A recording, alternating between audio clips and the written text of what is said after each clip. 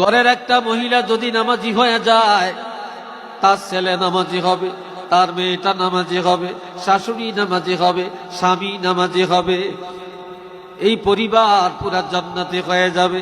ঘরের মধ্যে একটা মহিলা যদি বেনামাজি হয়, তাহলে পুরা পরিবার জাহান্নামী হয়ে যাবে।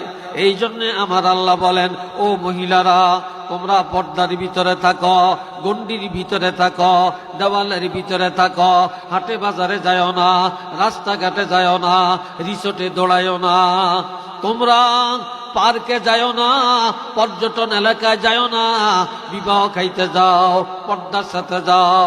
তোমরা সেন্টারের মধ্যে যায়া নারী পুরুষ একসাথে নাচানাচি করিও না। এর দ্বারা তোমাদের ইজ্জত চলে যাবে, ঈমান চলে যাবে, আমল ধ্বংস হয়ে যাবে।